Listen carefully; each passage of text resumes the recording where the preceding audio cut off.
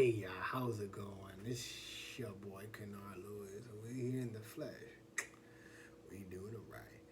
And I'm here today to talk to you about a topic that I know we all deal with from time to time, and it could be difficult. And that's about conflict. I'm not a fan of this. I'm not a fan of the butting heads. I'm not a fan of, we not seeing eye to eye. Now we got a problem. I don't like it. But we have two choices when dealing with conflict. We could decide to stand up or stay seated. And to me, I think we should never silence ourselves. I think we should never stay seated, no matter what the outcome.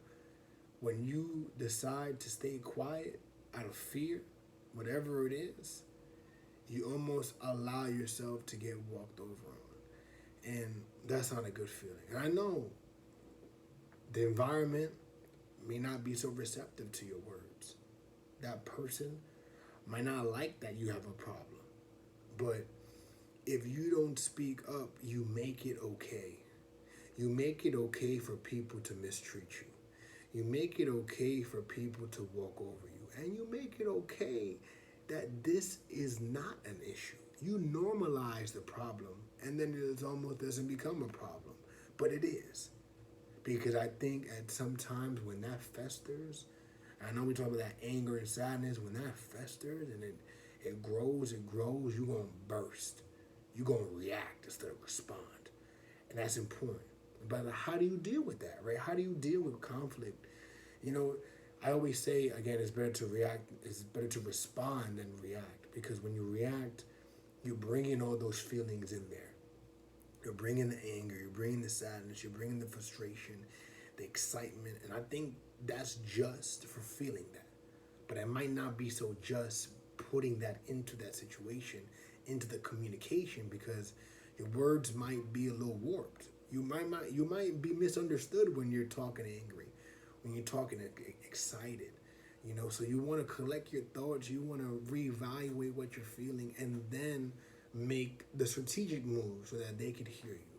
Now, what happens if they don't hear you? What happens if they retaliate? And that's what sucks too, is that sometimes people don't listen to what you're saying, and it becomes a toxic environment. And you could choose to stay or you could choose to leave. And I know leaving might be hard, but I think we have to understand what's the cost of not only staying, but what's the cost of allowing people to walk over us? What's the cost of not feeling confident in your words enough or in yourself to advocate?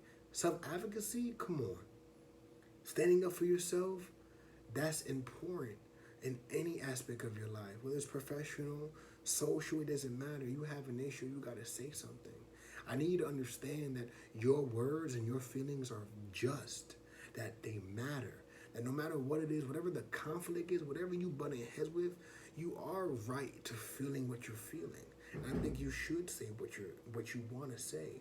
But at the same time, you have to ask yourself, right? If you're feeling this way, what are you willing to sacrifice, right? What are you willing to say? What are you willing to do to voice your opinion? Because you're not just standing up for yourself. You're standing up for the people that feel the same things as you, but are also afraid to speak up. You're thinking, why I gotta be the example? Why I gotta be the one that's standing up and speaking up? Well, sometimes people are so afraid and they don't get it, and they don't want to speak up. But you gotta ask yourself, how long are you willing to suffer? How long are you willing to say that this is okay? Like, I sweat sometimes. I get nervous. I sometimes stutter when I'm dealing with things because the emotional connection to this person or this environment is strong. I don't want the situation to get worse. I don't want them to be mad at me, but I feel some type of way. And I think if a person truly respects you, if the environment truly wants you, they're going to listen to you. And I think if they don't listen to you, I think that's a red flag that sends off a signal that's like, yeah, maybe I shouldn't be here. And I know it's hard to leave, but it's conflict. You're going to butt heads with somebody, right? But when people are invalidating you and you're not listening, they're not listening to you, it's not the best feeling in the world. But what you got to understand is that our feelings matter. And what we say might not be heard, But at least we said it. At least we're standing up for ourselves and speaking. So remember, the conflict might cause some anxiety. It might cause some feeling of unease, but you stood up for yourself. So I think regardless of the outcome, you got to give yourself a round of applause for doing that. So thank you, and I'll see you next time.